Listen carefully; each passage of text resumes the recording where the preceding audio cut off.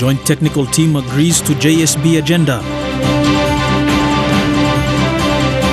PNG Cocoa Board to launch new entity. And Team Solomon Island arrives for FINA Championships. This is National EMTV News with Meriba Tulo. A very good evening. Thank you for joining us. This is Thursday's news. The agenda for the upcoming joint supervisory body meeting between the national government and autonomous Bougainville government has been confirmed. At a recent joint technical team meeting, chief secretaries of both governments agreed to 39 recommendations, which will be discussed by leaders on both sides when they meet in Arawa on June the 28th and 29th. Chief Secretaries Isaac Lupari and Joseph Nobetau have confirmed the recommendations which will be put to PNG Prime Minister Peter O'Neill and ABG President Chief John Mommis. In total, 39 recommendations were reached at the conclusion of the Joint Technical Team meeting in Port Moresby.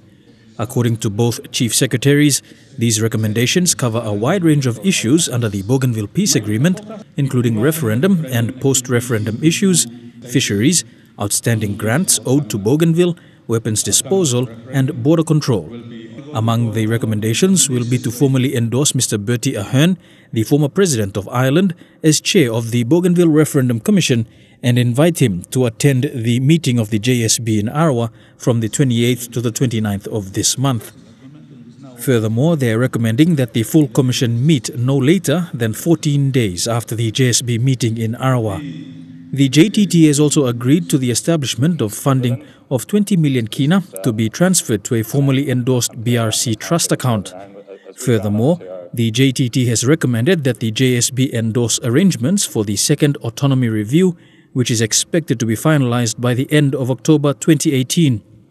The JTT has also recommended for the JSB to endorse progress of the 4-phase weapons disposal program and funding support of 12 million kina over 3 years be affirmed, with a commitment that 7 million kina in funds will be provided in the 2018 financial year. But perhaps of most attention will be the confirmation of the referendum question, with the Joint Technical Team recommending for the JSB to formally consider questions to be put at the referendum, including the use of symbols, and direct the BRC to test the questions and ballot paper to ensure it is understood by the people of Bougainville. With the referendum target date set for June 15, 2019, all eyes will be on the JSB meeting next week, with PNG Prime Minister Peter O'Neill and Autonomous Bougainville Government President Chief John Mommis already announcing their intentions to work towards ensuring the success of the referendum exercise on Bougainville. The Cocoa Board of Papua New Guinea is set to launch a sister company in the coming days in East New Britain Province. The company, PNG Agriculture Company, will be owned mostly by cocoa farmers from cocoa-producing regions in the country. The PNG Cocoa Board is behind the move after realizing that cocoa farmers are left out of the cocoa value chain completely by big-name cocoa buyers and exporters. The PNG Agriculture Company is an initiative of the Cocoa Board of Papua New Guinea that aimed at assisting cocoa farmers within their respective cooperatives to be active participants in the cocoa value chain. The cocoa regulatory body came up with the plan after realizing that cocoa farmers aren't involved in the whole cocoa process, from the cocoa blocks to the dryers, packaging, exporting and manufacturing of cocoa products. PNG Agriculture Company is more or less a cooperative society, but it is going to run like a business. A business with a management company in place, whereas the cooperative society is run by office bearers, and we have management issues. Over the years, farmers are destined for the cocoa buying points where they sell their produce and get money. But the PNG Cocoa Board wants to break this cycle, it says, and it wants to take the old process and the cocoa farmers a step even further up the value chain.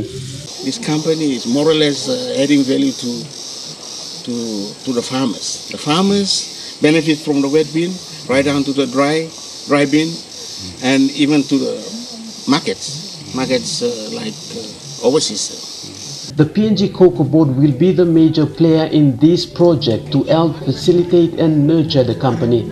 Cocoa farmers are encouraged to register and be part of it, as those who are part of it owns the company. They will be issuing out share certificates. The share certificate is a big thing. A lot of people have never heard of it. Although the company might still be at an infant stage, the leading partner says they want to expand. They won't only be providing technical expertise, but they want to create an avenue where ordinary farmers will buy, process and export directly without any middleman who for the most part always wants a larger cut of the profit. Edwin Fidelis, National EMTV News, Kokopo. The Independent Consumer Competition Commission, as the only mandated regulator of electricity in Papua New Guinea, is calling on all operators of electricity services in the country to comply with the requirements of producing and selling electricity. ICCC Commissioner Paulus Ain says those who do not comply will be heavily fined. As the only mandated regulator of the electricity industry within PNG, ICCC has the responsibility to issue various electricity licenses to transmit, distribute, generate, and retail electricity in the country. To date, the ICCC only issued 8 electricity undertakers license to operators to operate or supply electricity in PNG. ICCC's main concern is for those operators throughout the country who operate without licenses. The operations, while trying to serve business houses and communities with good intentions, are considered by ICCC as illegal. The maximum penalty for this offense is a fine not exceeding 10 million kina and a default penalty of a fine not exceeding 1 million kina. Apart from the need to obtain a license, there are others who are producing and supplying power, who are called independent power producers. Selling through an wholesale arrangement to PNG Power, and PNG Power only sells this to the consumers through this arrangement, what we call it a power purchase agreement. ICCC calls on those who are operating without a license or entering into a purchase agreement with PNG Power without going through the vetting and approval process set out by ICCC under the Third Party Access Code to immediately comply with the requirements. Under the Third Party Access Code, we would like them to come over and we sit down, and we would like to formalize their operation by doing it and approving the arrangement through the process required. Lilian Sopera Kinea, National EMTV News. PNG LNG operator ExxonMobil PNG has confirmed further vandalism at the Angore Wellpad A today. In response to queries from EMTV News, a spokesperson confirmed the incidents today, saying the company continues to monitor tension in Angore in Hela province. Despite the vandalism today, all its personnel have been accounted for and are safe. EMPNG has also confirmed that the Heights gas conditioning plant continues to operate normally. ExxonMobil PNG has condemned any act of criminal vandalism against their assets, and they consider these acts as totally unacceptable. The company is encouraging all parties to work together to ensure issues are being worked through in a peaceful and constructive manner. Access to high-powered firearms has been identified as a major factor in the unrest in Hela province. These concerns were raised by leaders representing the 12 LLGs of Hela province who met in Port Moresby today. The meeting is a move the leaders are taking to address recent vandalism at the PNG LNG site and threats of closing the site. Present to hear their concerns were members of parliament from Hela, the governor and representatives of the Hela provincial government. Here with National EMTV News, we'll have more to come, including the Hilton on Track, Political Parties Expo in Leh, and another PNG-made beer gains global recognition. Stick around for the details.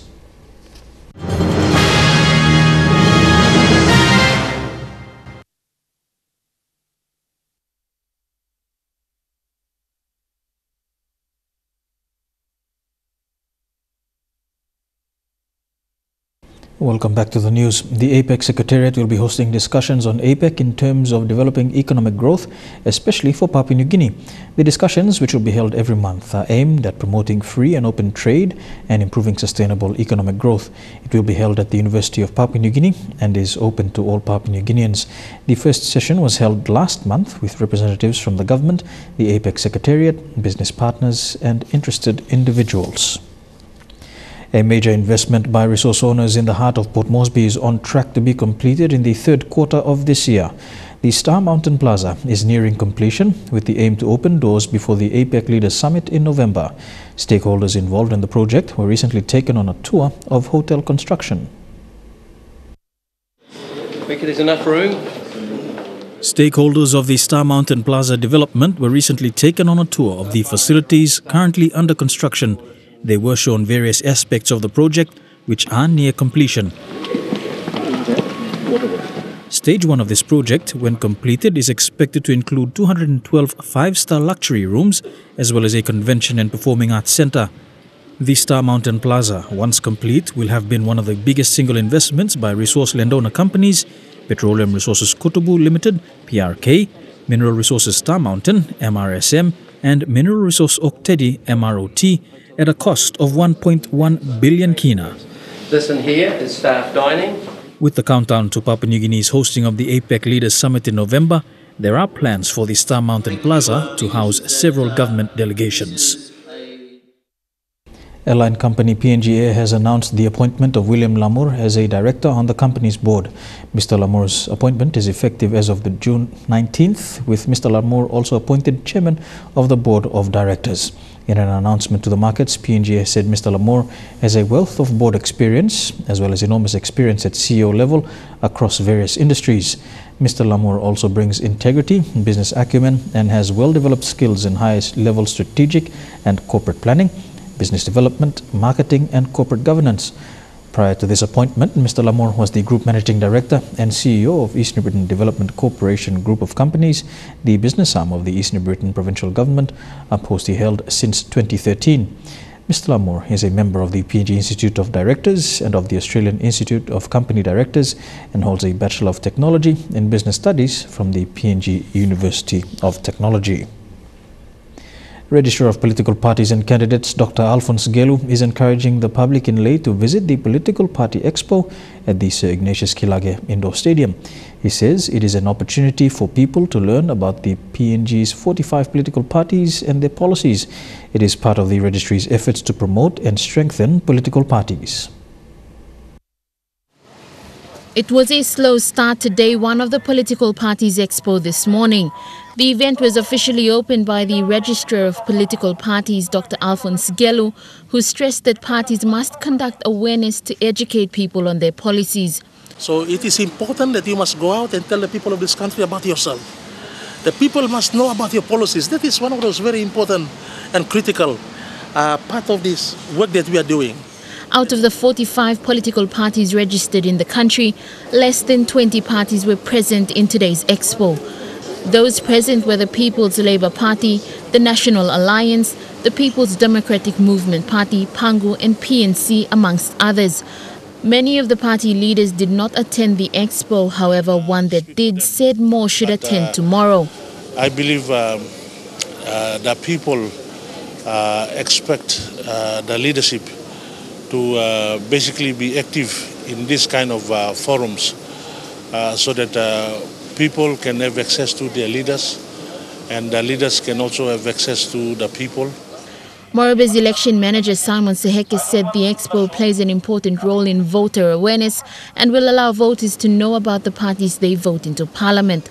Because it is very important. After all, if we vote along party lines, we need to know their policies. This is all kind something. Voter awareness is very important. Lo kind time also too. Lucy Kopana, National EMTV News, Lae. Beer brewing in Papua New Guinea has gained further recognition, with Vitis Industries winning 6 awards at an international beer competition.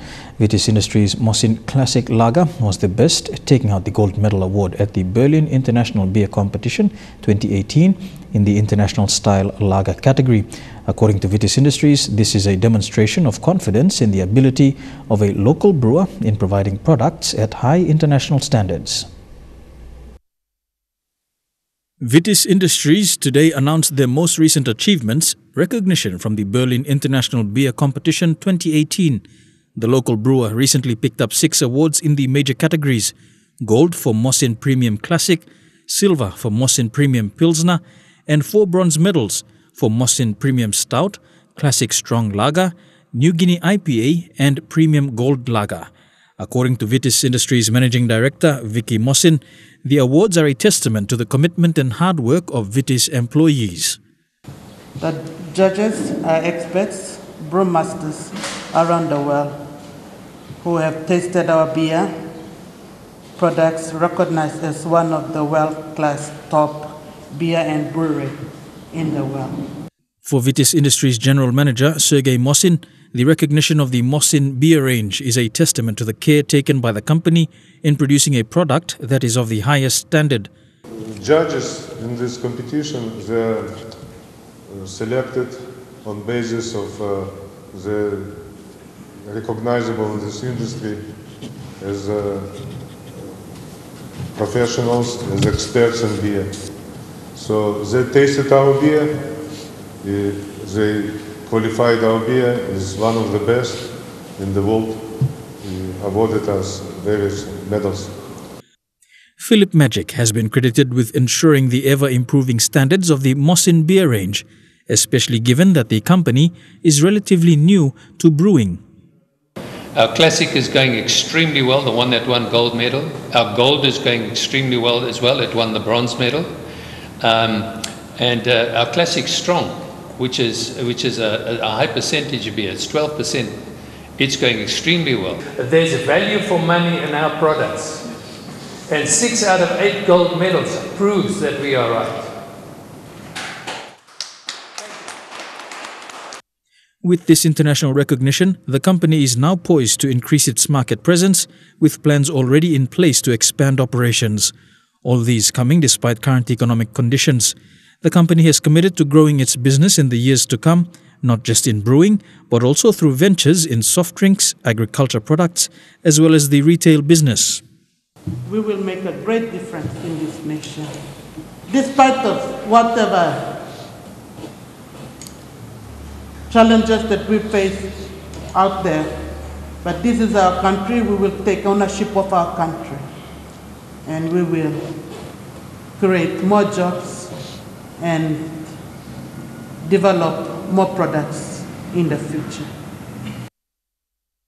This is National EMTV News. We take a look at stories making headlines overseas when we come back. Stay tuned.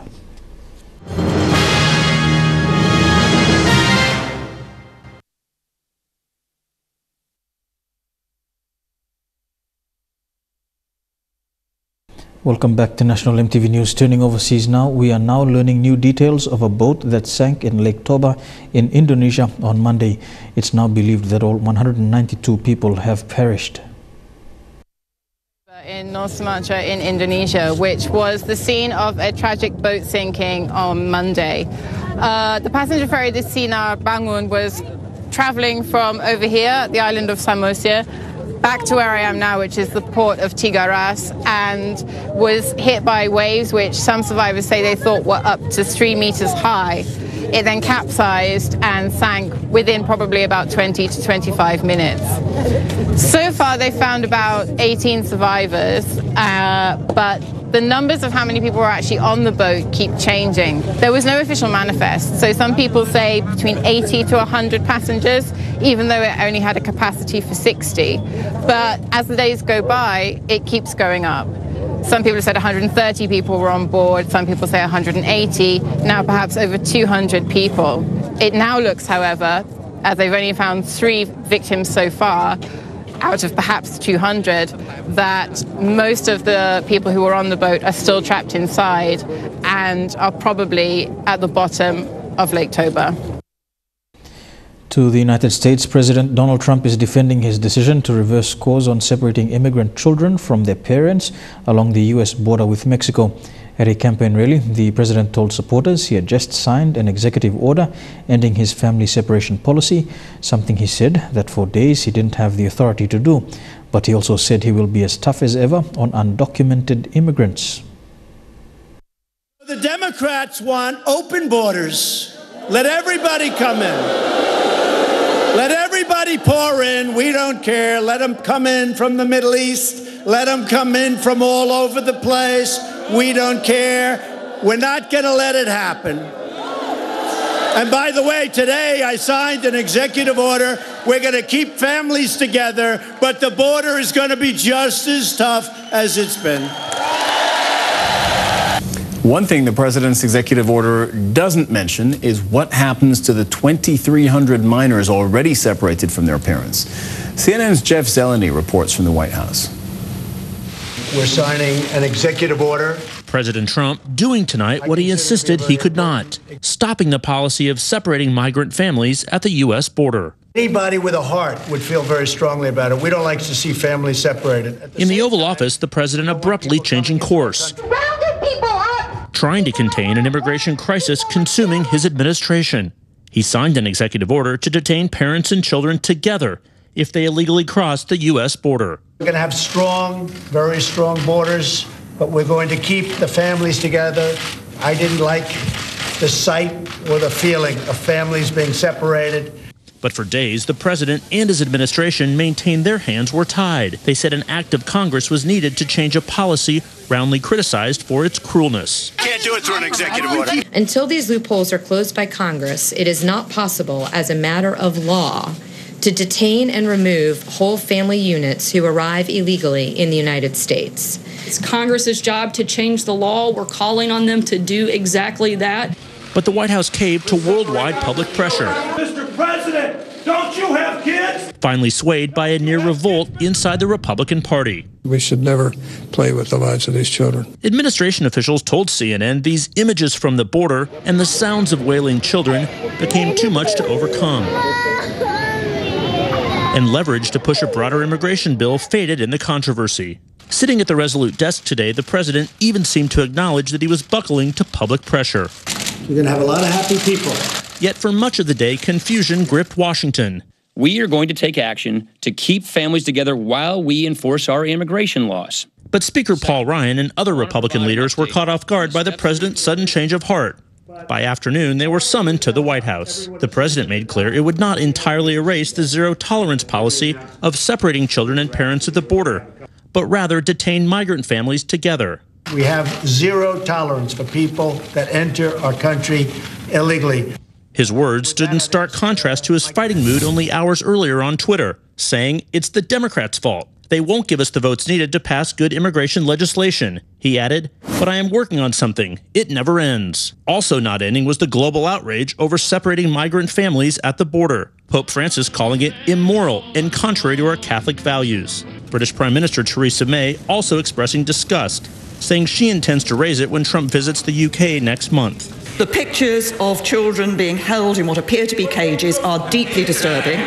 This is wrong. Corporate America also blasting the administration's policy. Apple CEO Tim Cook calling it inhumane. The U.S. Chamber of Commerce saying, this is not who we are and it must end now. The political crisis finally reaching a tipping point after a series of grimacing moves by the president's allies. Homeland Security Secretary Kirstjen Nielsen heckled while having dinner at a Mexican restaurant near the White House. Shame on Nielsen, shame on Trump. Former Trump campaign manager Corey Lewandowski dismissing the plight of children and parents being separated in this appearance on Fox News. I read today about a 10-year-old girl with Down syndrome who was taken from her mother and put in a cage. I read about did you say want to a 10year-old with Down syndrome being taken from her mother? Pick anything How you dare want, you? Appearing on television today, he refused to apologize. An apology? When you cross the border illegally, you have committed a crime, and there is accountability for committing crimes, and there should be. The president insisting he still plans to push his hardline immigration proposals and vowed again to build a border wall. But he acknowledged those close to him demanded that he bring this impasse involving children to an end. Ivanka feels very strongly. My wife feels very strongly about it. I feel very strongly about it. One of the highest-ranking American leaders in the Catholic Church has been ordered to stand down from official duties as a result of sex abuse allegations dating back decades. Sexual abuse against U.S. Cardinal Theodore McCarrick dating to some 45 years ago and involving a teenager has been found credible and substantiated, according to an internal church investigation conducted in the Archdiocese of New York. Both the Archdiocese of New York and the Archdiocese of Washington, D.C. released statements on Wednesday saying that the Vatican, on direct orders of Pope Francis, has ordered Cardinal McCarrick to cease the public exercise of his office. Cardinal McCarrick, who is 87 and now retired, although he does still serve on some Vatican councils, also issued a statement on Wednesday maintaining his innocence and saying that he had no recollection of the abuse. However, he says he has fully cooperated with the investigation, which has also been reported to police. A bishop close to the case has told CNN that Cardinal McCarrick intends to appeal the church's finding in a church process, and it is unclear whether a civil case may be filed. To New Zealand now, and the rain is falling and the temperature is down, but Auckland's homeless are still living in cars and on the streets this winter. The council admits it has no idea of the extent of the people, and so it's planning on going out to do counts. In the Auckland suburb of Onehunga has become a drive-in for the homeless. People are living in their vehicles because they say they have nowhere else. Charlie parked up 6 weeks ago. I was staying in a flea infected and got really sick and laid me out for months, and I had to finish work altogether. Charlie's new social welfare benefit wasn't enough to get into a private rental. Across the car park, a man who is in full-time work says he too has been priced out. Circumstances changed, so I had to look after my family first. Today, the region's mayor fronted up. The honest answer to your question is no, not enough has been done, and we are dealing with a situation that has got progressively worse. It's estimated that as many as 26,000 people are homeless in Auckland, including those in temporary accommodation with relatives or in unsuitable dwellings. But the exact number is not known, so Phil Goff has ordered the first official count. We need to know what the scale of the problem is, and we need to be able to track whether we are resolving this problem or the problem is getting bigger and we're not putting sufficient resources into it. Last winter, Bruce Pullman Park in Takanini was the place to bunk up. Last night, it was empty. Auckland Council's now put in time restrictions, meaning many car parks across the city are locked at night. This winter, no one needs to be sleeping in a car, and we're calling on anybody who doesn't have adequate shelter to come to work in Income New Zealand, and we will do our darndest to make sure they get a roof over their heads. This elderly woman says she tried but found the system too complicated. I went to WINS the other day and ended up walking out. Government and social agencies are stretched. Charlie says those who are living on the street won't be hard to find. The difficulty will be finding somewhere for them to live. This is Thursday's news. We go for a break, and when we come back, some sporting updates in Trukai Sports, including Solomon Island swimmers arrive in the country and PNG's top football striker signs up with an Australian club. Stay tuned for the details.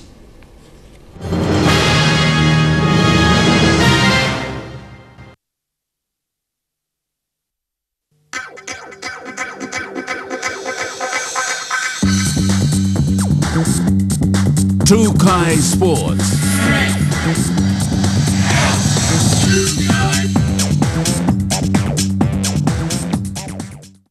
Welcome to Trukai Sports. With 4 days left to the 12th FINA Oceania Swimming Championships, the first team to arrive in PNG with its swimmers was Team Solomon Islands. Head coach Stans Bowler says his swimmers have trained hard in the last 12 months and are looking forward to seeing some great results. Godwin Eki reports. The team, consisting of 9 players, head coach Stans Bowler says it is their first time to attend the event in PNG. He says not only is the team looking forward to compete at their best, but also to create friendship with the rest of the participating countries. Run about 9 swimmers and 4 officials. We are here this afternoon, and Our preparation been take us around about a year, and we finally we come to the end of our preparation and we come over here, and we are hoping for we can do the best out of our competition we come here for. Vice President Solomon Islands Swimming says the team has brought with them some of the best swimmers in the country.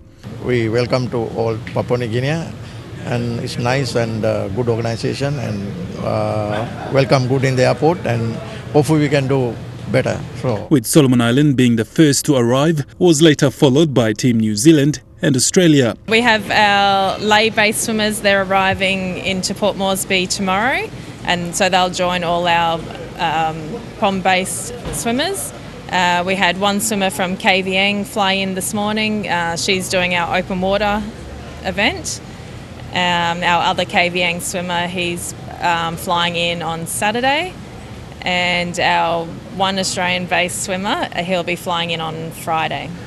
The 12th FINA Oceania Swimming Championships will take place from the 25th to the 29th of June at Port Moresby's Aquatic Centre. Godwin Eki, National, EMTV Sports.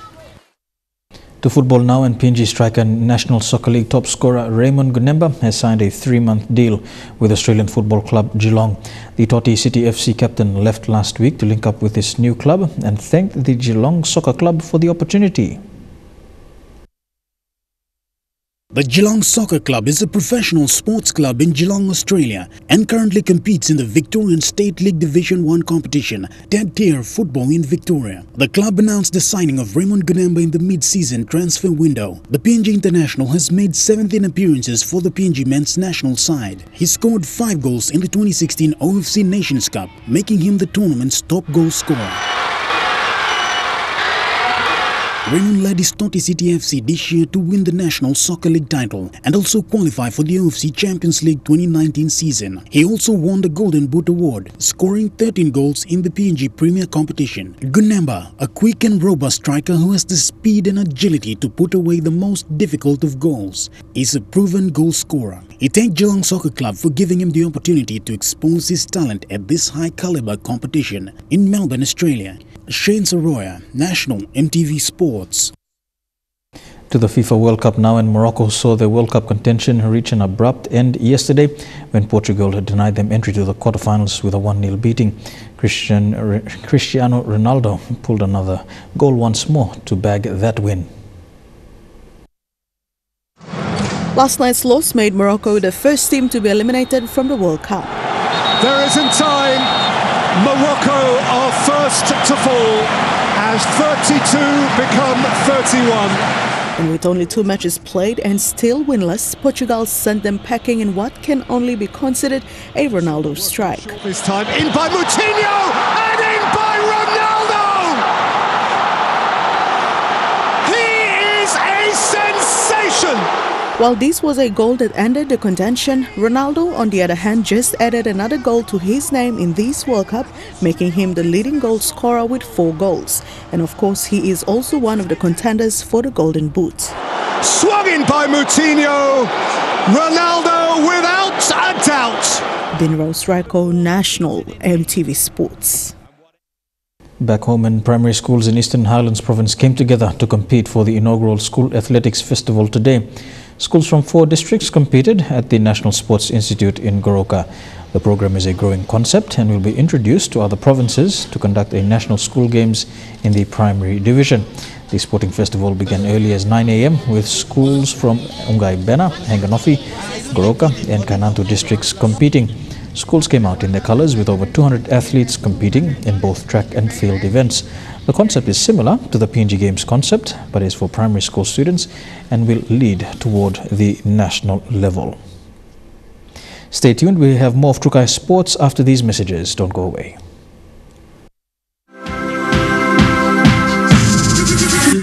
Trukai Sports. Welcome back to Trukai Sports. To cricket now. The newly established Cricket PNG Academy team will be touring Leh this weekend to play 4 matches against select Leh Cricket Association teams. While the academy has some Baramandi and Garmut players, Hebo PNG Baramandi's coach Joe Dawes says the new structure will soon accommodate 4 squads, the emerging Baramandis and lower squad, as well as the under-17s and future Baramandis. The PNG Olympic Committee will be hosting 2 full days of fun-filled activities to mark Olympic Day. Fun activities will be held at various locations in the nation's capital starting tomorrow.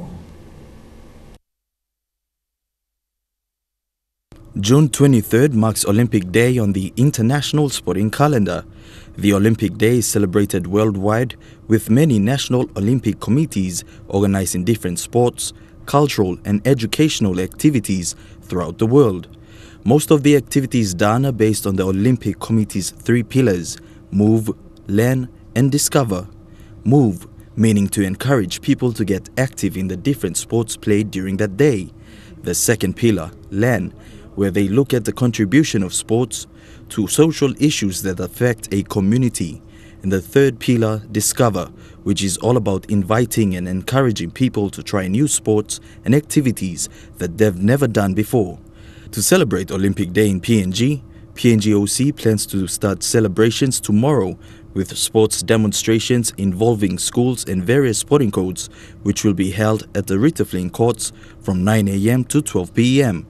On Saturday, there will be a fun relay race at the Sir John Guy Stadium, which also kicks off at 9 a.m. and finishes at 12 p.m.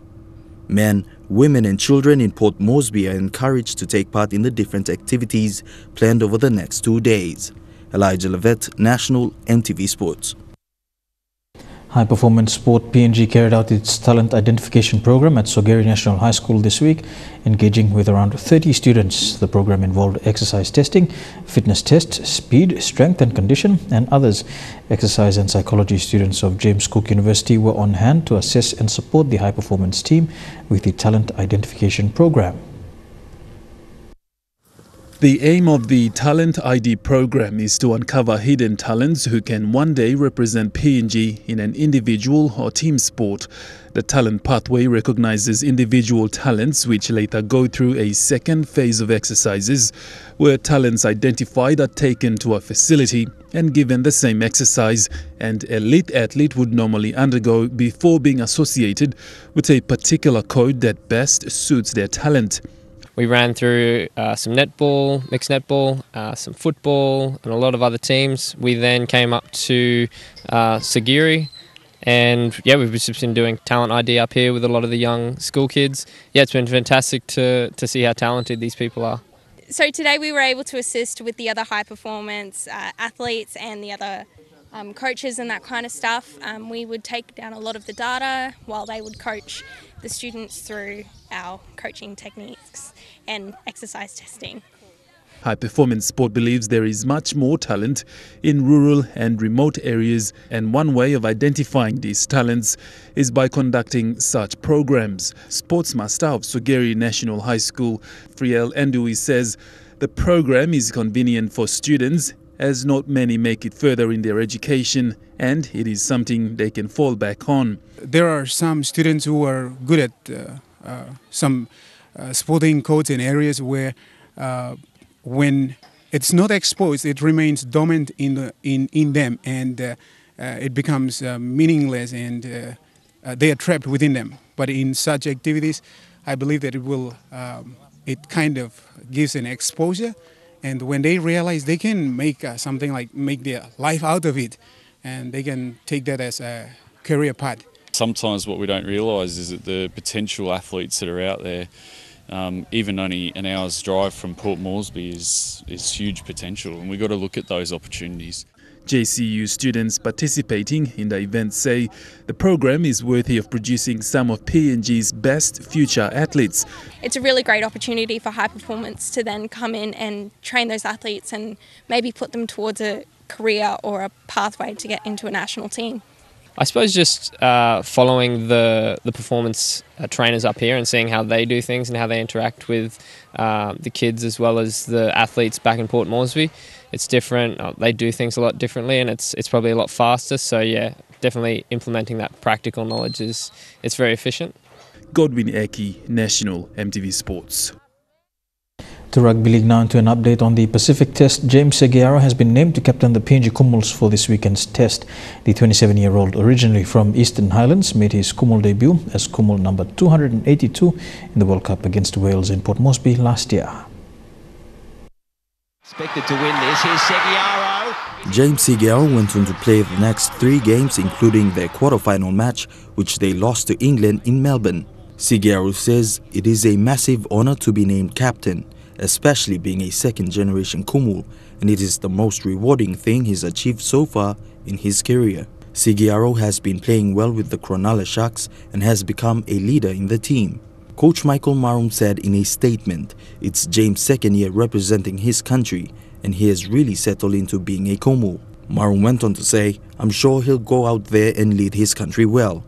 And with his father Ifiso Seguiaro being a former Kumul, this will mean a lot to him. Seguiaro said, representing my country and my people is an honor. It's a privilege to put on the Kumul jersey for any game, so to be captain is overwhelming. He leads the Kumuls out this Saturday in their match against the Fiji Batties at Campbelltown Stadium. Elijah Levet, National MTV Sports. And that's it for Trukai Sports. We go for a break now. When we come back, the weather details for the next 24 hours. Trukai Sports.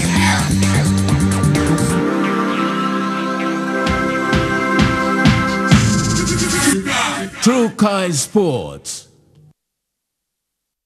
The weather details were proudly brought to you by Dulux, celebrating 50 years in PNG and the only paint made in PNG. A look at the weather forecast now for the next 24 hours in the southern region. Port Moresby and Kerama, partly cloudy. Rain drizzle expected in Daru. Some showers expected in Alotau. Showers developing in Popondetta. To the Momasa region, a shower or two expected in Lae. Some showers as well in Wau. Mostly fine for Madang, Wiebeck and Vanimo. To the New Guinea Islands region, showers developing in Lorengau and Kimbe. Mostly fine for Keving and Buka. Partly cloudy for Rabaul and Kokopo. And in the Highlands region, a shower or two expected in Mount Hagen, partly cloudy for Goroka and Kundiawa, showers developing for Mendi and Wabeg.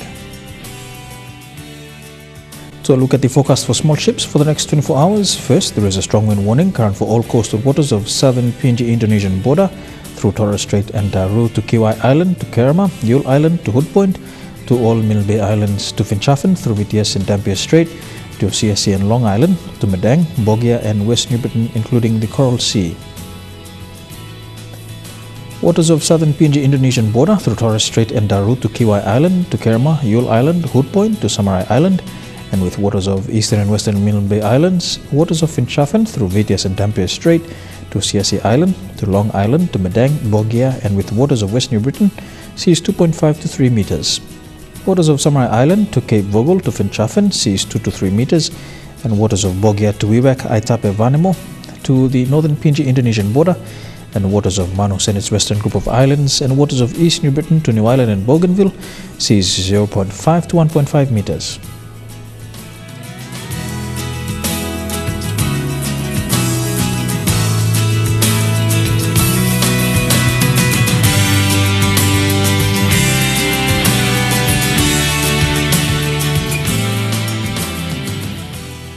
And a look at the ocean forecast for PNG areas. Coral Sea sees rough with southeasterly winds at 25 to 34 knots.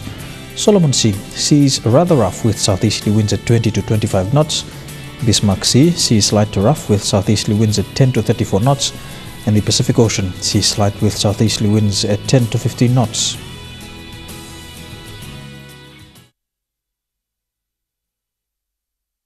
The weather details were proudly brought to you by Dulux, celebrating 50 years in PNG and the only paint made in PNG. And that has been the news, sport and weather for today, Thursday the 21st of June 2018. On behalf of the MTV News team, pleasant viewing. Good night.